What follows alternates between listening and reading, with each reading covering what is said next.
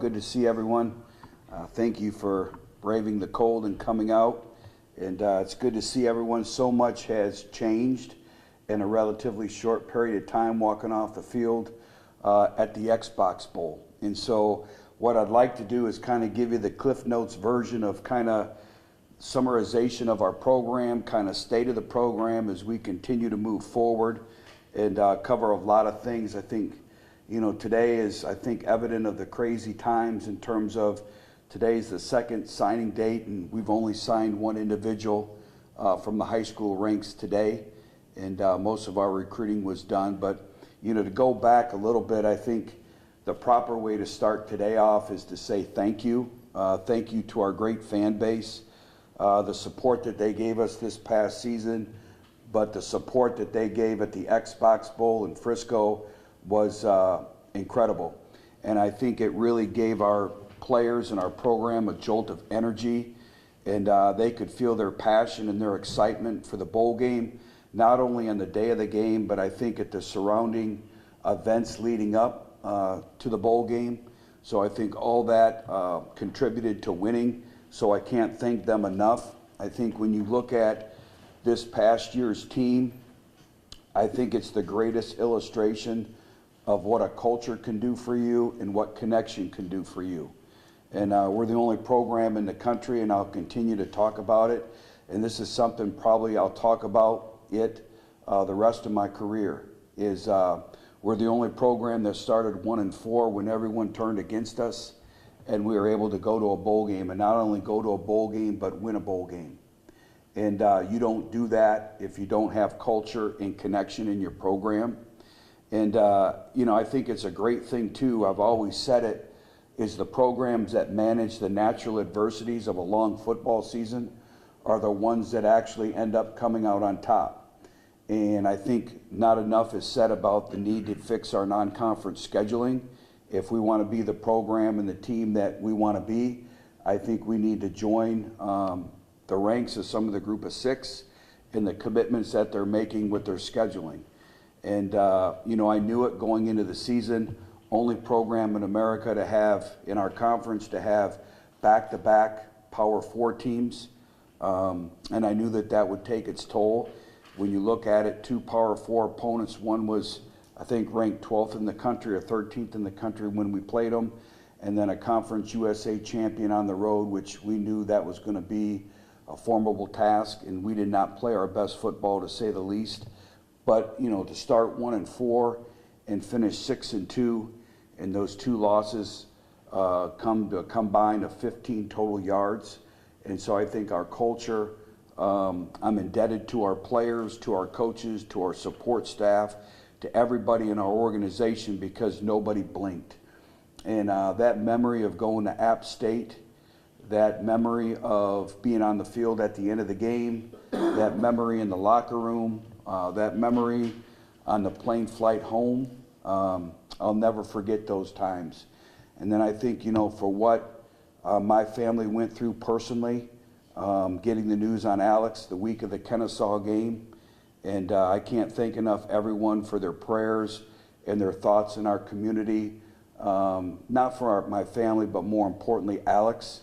And Alex is doing really well right now, and he's on the road to recovery. So I appreciate the numerous text messages and the thoughts of everybody. And a father and a mother never want to go through that with any of their kids. And it was the second time in 9 months that we had to go through that. And I think when everyone around us, the noises were loud, I think what that did is it brought my family closer together. And it makes you realize what's really, really important. And I never mentioned it because there was no need to mention it. But you find out who's with you, and I really appreciate that. Before we get started, you can see up here, and I see your eyes going up here, I think there's a lot of things that the Jonesboro community, Arkansas State University, everybody associated with Arkansas State should be extremely proud of. And a lot of people have worked exceptionally hard to turn this into fact checks. And when you look at it, and I spoke a lot about this prior to the App State game, but won 7 games for only the 28th time in program history. And we've been playing football here for 111 seasons. When you look at, we're only one of 18 programs. That's in the country. That's not group of 6. That's Power 4. That's group of 6. We talk about how hard it is to win. We're only one of 18 programs to go to 3 straight bowl games, and we won back-to-back bowl games only for the second time in our program's history. It's pretty darn remarkable. We're only one of 15 Division I programs to win back-to-back bowl games. That's in all of college football, and we're the only Sun Belt team to accomplish this, current Sun Belt team to be able to do this. And you look at it, we've won 6 bowl games in the total of our history of our program, and 2 of them have come on the last 2 years. And then when you look at, I talked about 1 and 4, and you look at our conference, or our records over the last 2 years, when you take out the Power 4 opponents, I think we're winning, and we're winning at a high rate. And make no mistake about it, our goal is to win championships. That's what it's about. But when you peel back the onion of this journey and where we started and where we're at, I think it's pretty remarkable. And I think that's never more evidence than the type of people that we are able to attract to our football program, whether it be coaches or whether it be players in the recruiting process. So I think all that has helped. You know, we talked about, you know, and Kara asked me this on the radio, and she hit it right on, you know, right on cue. Been doing this a long time. So you walk off the field of the Xbox, you have a great program victory, sat in the locker room, you kind of watch what coaches come and go, you kind of watch what coaches linger and kind of enjoy the brotherhood in the locker room that a victory brings about. And Miss Barb is pretty well versed in being a coach's wife, so she had already rented a car, and she kind of knows what goes on at the conclusion of the season. So instead of ride the buses back the next day, she did all the driving and I did all the working. And I had to evaluate very quickly of where we were at as a program internally in terms of coaches, our support staff, and our players. And, you know, I tried to meet with every player prior to the bowl game and kind of see what they were thinking, and then what individuals needed to move on to further their football careers, and then a total assessment starting with myself of the program and what we needed to do to take the next step to continue to build this into an elite program and a program that a lot of people want to be at. And I think as a coach, you know, I've said it a ton of times, as you win with continuity. I firmly believe that. But you also got to fight the game of continuity versus complacency.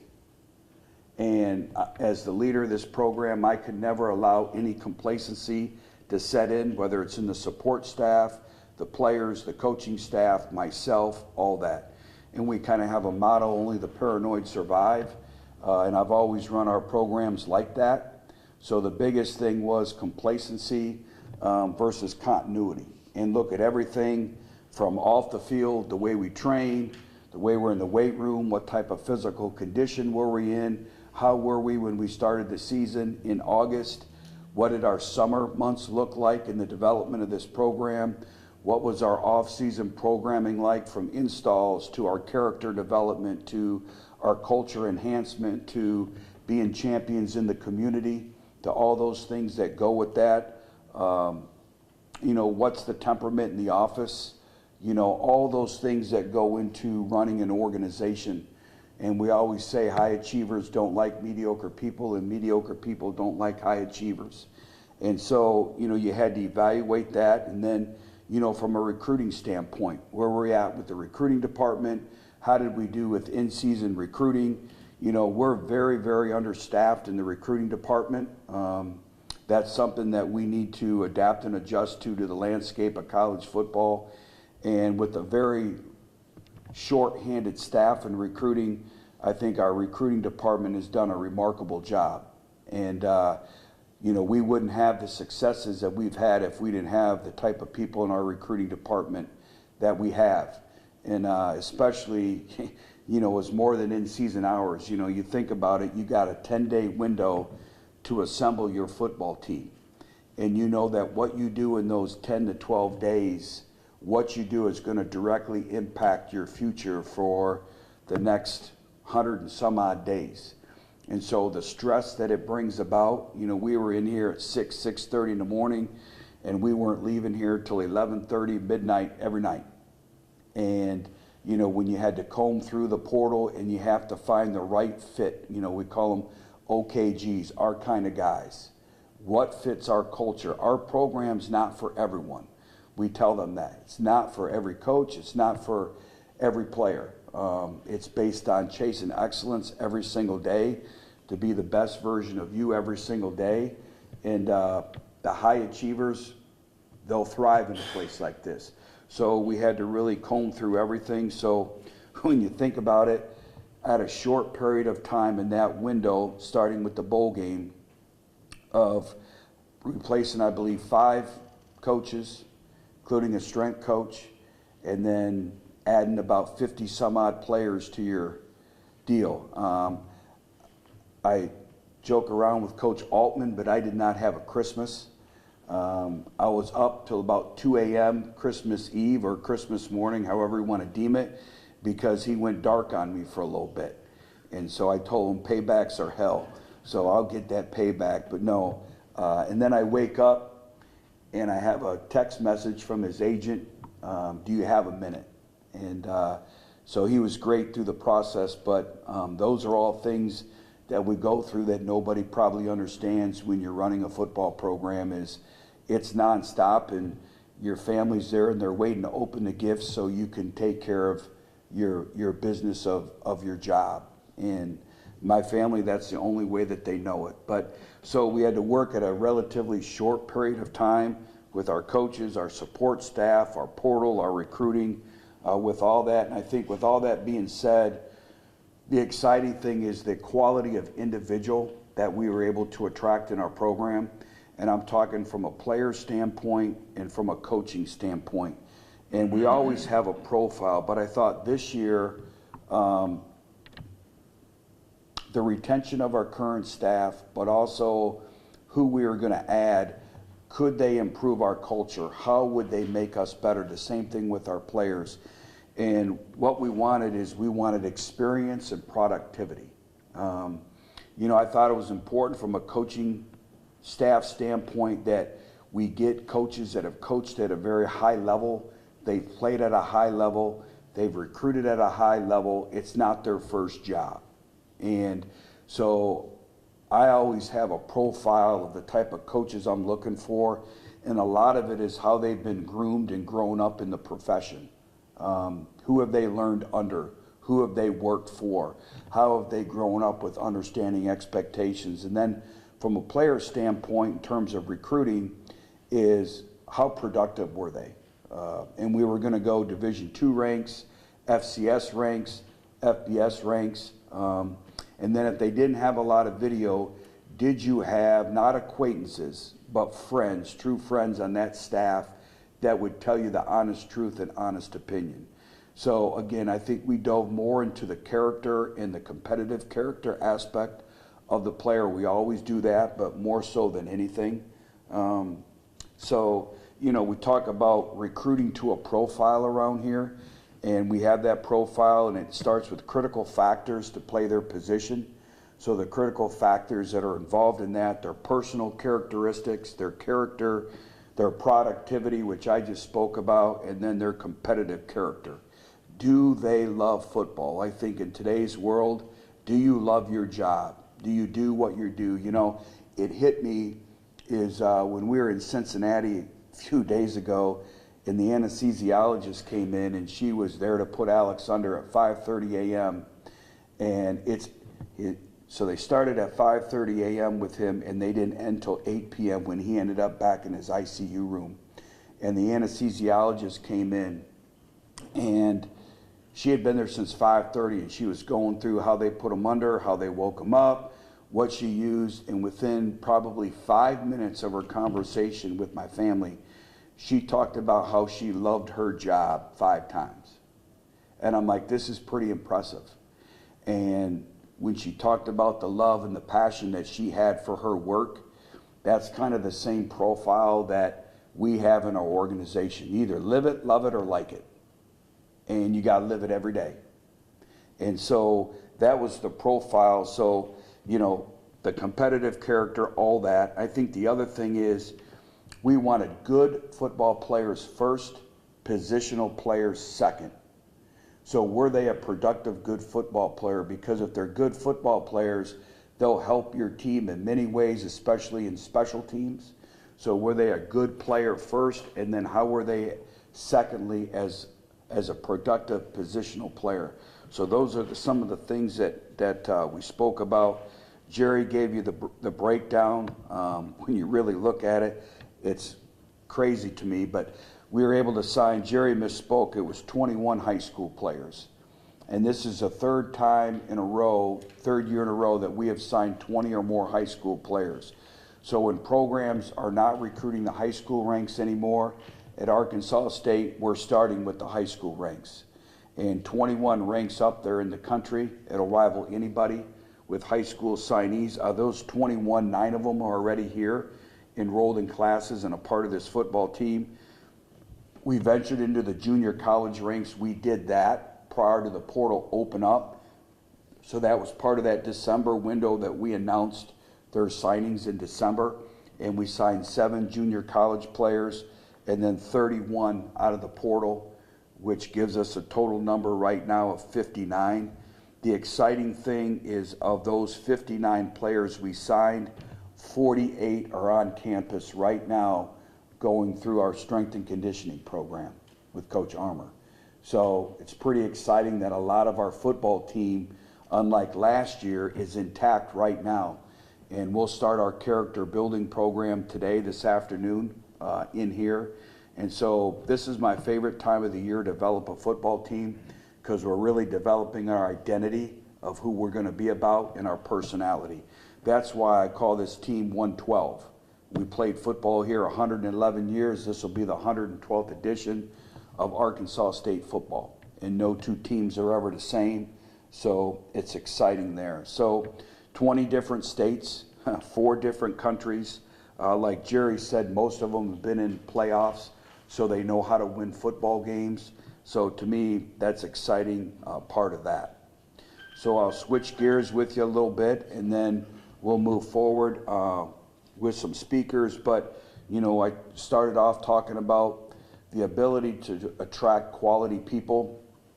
Obviously, the most talked about conversation in Jonesboro is the hiring of our offensive coordinator and quarterbacks coach, Garrett Altman. Have a lot of respect for what he's done over his career and the programs he's been a part of.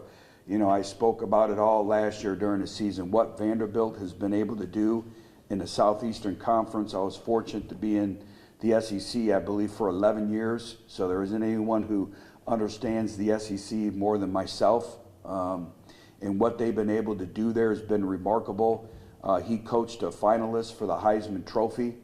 And he's an individual that was a position coach in the SEC that left a top level program to come to Arkansas State to be the coordinator.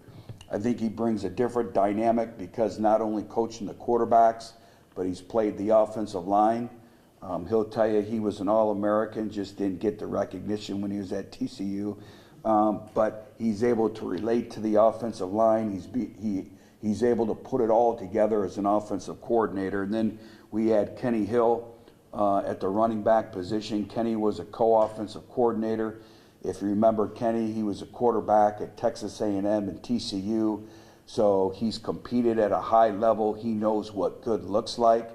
And obviously our commitment to recruiting Dallas, Fort Worth, that side of Texas will be really big for us and moving forward. And then we just filled our defensive end edges position with Malcolm Robinson. Malcolm comes to us. He was the defensive ends coach at Kent State, was a grad assistant at Pitt, learned under Charlie Partridge, is one of the best D-line coaches in America, and has had a few other jobs as well. So we were able to add some experience there. And then at special teams, very familiar with this individual, Cody Schexenator. I love Cody.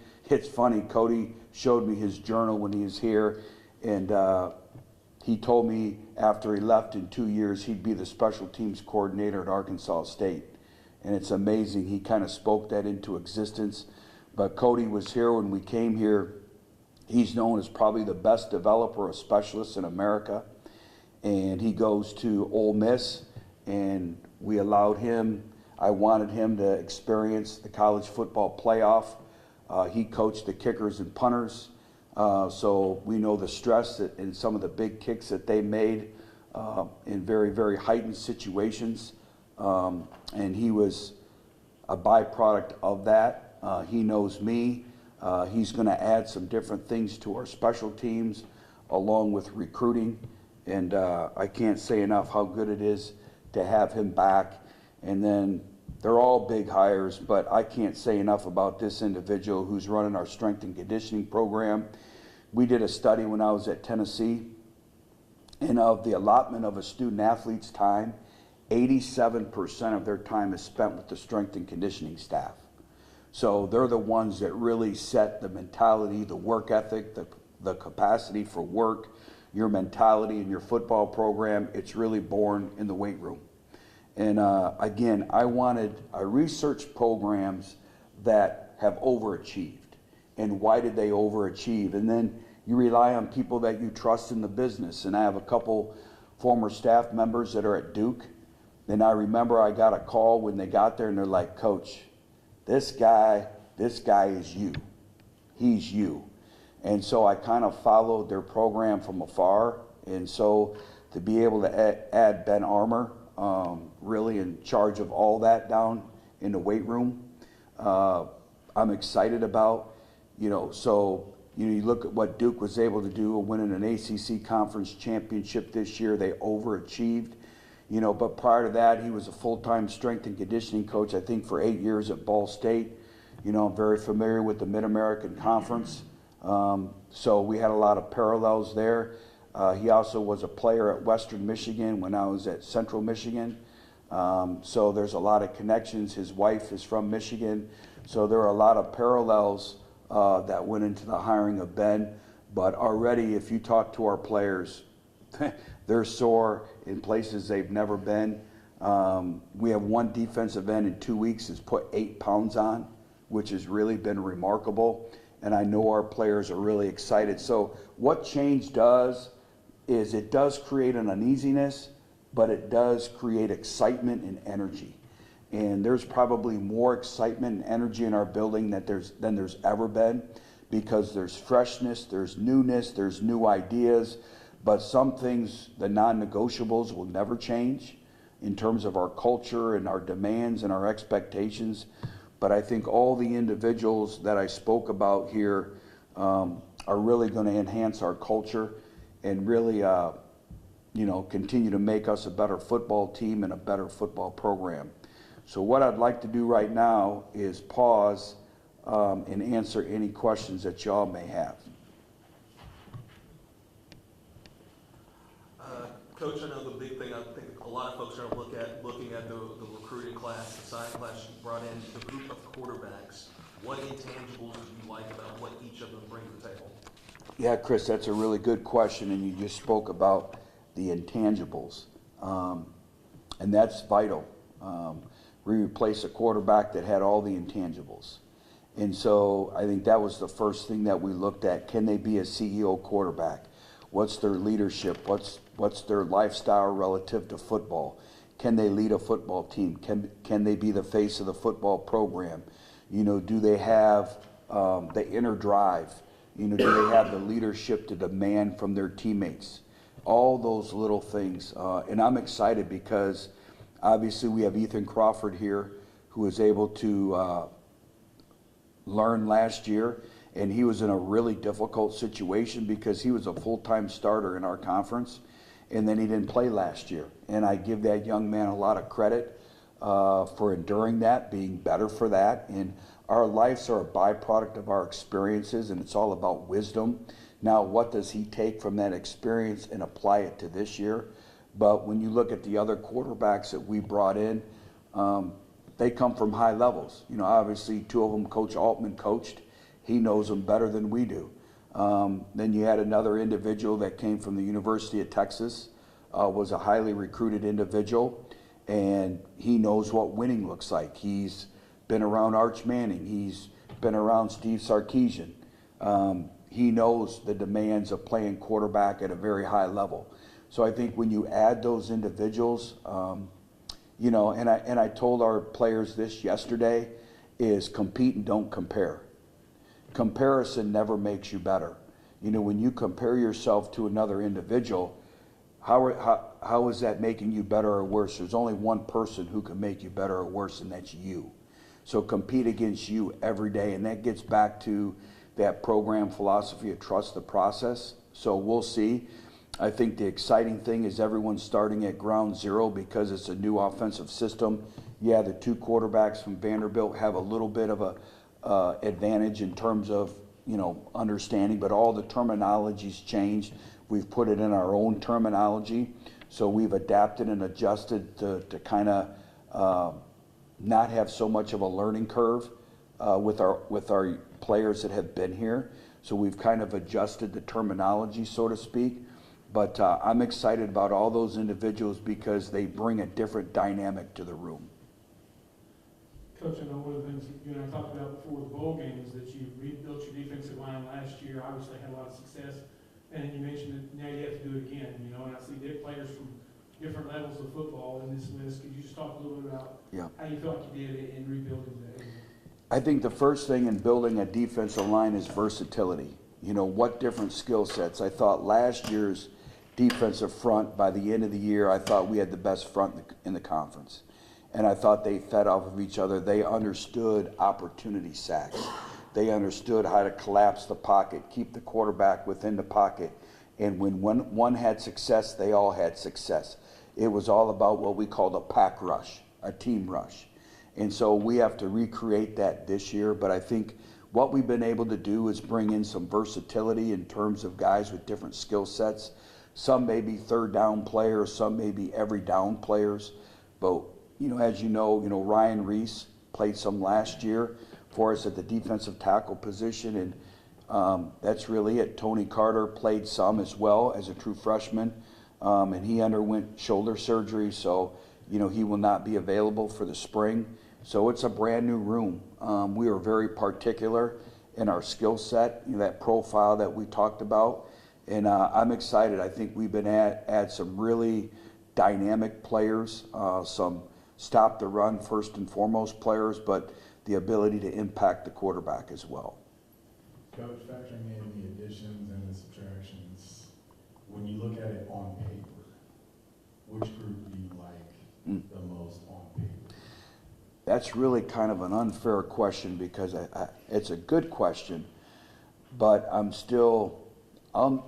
knew more about obviously last year's team of being around them. I'll know a little bit more prior to spring football.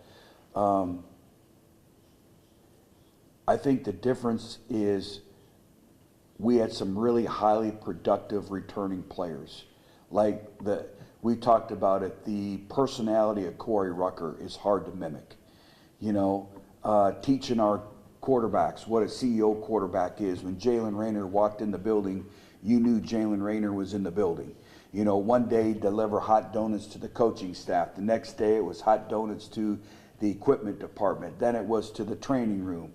You know, then it was to the recruiting department. All these little things that, you know, you teach. I don't know if you saw and it's not about Jalen, but I don't know if you saw the YouTube video of introduction him to Iowa State. I had about 10 colleagues text me and call, boy, you influenced him. Did you see how many Butch Jones sayings he said in that interview? And that's a byproduct of us being together for 3 years. And I expect the same in a short period of time from our quarterbacks with all that goes on. But I do think this is an extremely talented football team. I think we've really improved competition in the lines of scrimmage and the offensive line and defensive line, and we've invested heavy in our numbers-wise of getting players in there to compete.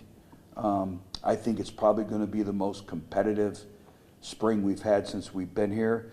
I talked about football players first, positional players second. I think we've really helped our special teams depth. You know, last year we had very little special teams depth. You know, I think this year with the accumulation of corners and safeties and linebackers, I think we've improved our special teams pool of depth. So I think that will help. We'll have a new punter, a new long snapper. So we'll find out more as that goes. But I think this team has a lot of potential. I thought last year's team kind of overachieved. And I thought by the end of the year, we were playing our best football that we had played. I mean, you go after 2 catastrophic losses, and you have to go on the road in 25-degree weather in a place where they were, I believe, 135 and 25 as a record. And you have to go there and you win the football game to become bowl eligible. That win is one of the greatest wins I'll ever remember. And the joy that those players had, and then the investment in victory at the bowl site in Frisco. And I always said, you won't remember anything over time but winning the bowl game. And I go back and we were ready to play. And that's 2 years in a row that I thought we played our best football at the end of the season. I thought we peaked at the right time. So I'll know a little bit more as we go, but you know, we've had one workout with them. We got set back a little bit because of the weather. We missed a week of workouts. But I want to say the most impressive thing that I've seen from the newcomers is Ben Armour. He knows everyone's name on the team, all 105 and all newcomers. And we sat in a staff meeting like 2 days ago, and I'm all right, talk to me about our team. And he's reeling off names and all that. And I think that's the other thing that I stress with Team 112, with this team, is you get an opportunity to build your identity. You're responsible for what you create. So what your teammates think of you, what your coaches think of you, it's exciting. Everyone's at ground zero. So you're responsible for what you create, especially with the newcomers coming in here. So I'll know a little bit more as spring progresses. Coach, You were 3 minutes late. I was hoping you would notice. But obviously with the newcomers, just like last year, obviously a lot of newcomers, but I feel like, you know, you had kind of those defined roles with the leadership, like you mentioned, Corey Rucker, Jalen Rayner, Yep. Ziegler, Jaquez Cross, those guys. So you kind of knew who your leaders at the top were going to be. Who are some of those guys that you're kind of looking to this spring to kind of step up into those roles? And then just how important, you mentioned having the 48 players on campus, just how important is this spring to kind of find out who the new leaders will be? Well, I think first of all, we watched a video of Coach Saban this morning as a staff, and we talked about spring is for getting the right people on the bus and the wrong people off the bus, and making sure that they're in the right seats. That's what spring is all about. Really good question on the leadership. I think it's ever evolving. The individuals right now that have kind of stood out is Brandon Barnes. I think Brandon Barnes has been outstanding. He's in my office every single day, probably 2 and 3 times a day. What do you need from me, Coach? Who do I need to be around? When you talk about owning the team, he owns the team. It's really, really important. Great story about him during school was closed and everything was shut down, so all of our workouts were canceled. Now it's coming into work, and he came in to get a lift in on his own, and you know, he's got this fancy car and it's rear wheel drive, and he is dead stuck right in the middle of the driveway. And you know, he's from Texas. He's not used to being stuck in the ice, and he's flooring it, and he's just spinning the wheels and all this. And then Kaylin in operations is coming for lunch from Chick-fil-A, and she puts down her bag of food, and they're trying to push the car, and I'm like, oh my gosh, this is not good. This isn't going to work out. So I got to go back to my Michigan skills. So I said, get out of the car, and I taught him how to rock the car back and forth, and we got it out. So that was my Brandon Barnes moment of him being stuck in the middle of our driveway in the ice. But Brandon Barnes has stepped up. I think having A.G. McGee back will be a huge benefit for us with his experience. So I think those two individuals, you know, we have some transfer portal guys that were team captains. We looked at, were they team captains? So I think there's opportunities for leadership there. You know, on the offensive side of the ball, I know Will Saxon has stepped up. Mason Myers has stepped up some. You know, Tristan Smith, all he does is just work. I mean, he sets the example by his work every single day with being here. And so, you know, we'll see what quarterbacks step up. I think that's the biggest thing, is the exciting thing, is it's all in them. But what quarterback or quarterbacks are going to step up in that leadership void. So I think the leadership part is really, the onus is on me as the head coach to develop them, to put them in opportunities to provide leadership, and to teach them and coach them what leadership is, and we'll start that this afternoon. Chris, hey, we'll come right back to you real quickly. I know Coach wants to bring up Coach Altman and Coach Armour, so we're gonna, in the interest of staying on track, we're gonna make this our last question for Coach Jones. Wanted to ask you about the offensive lineman you were able to bring in. What do you like the most about the group that you did bring in? I mean, there's a lot of, you know, P4 experience and a lot of playing time there too. Yeah, I think you just spoke about it. There's some Power 4 experience that have been in some high-level programs and compete against the best of the best every single day. And then we have a lot of individuals who have experience, and you can't put, it's invaluable, the experience that they bring to the table. I think we've improved our size up front. I think we've improved our athleticism up front. And I think we've improved our competitive structure in the offensive line room.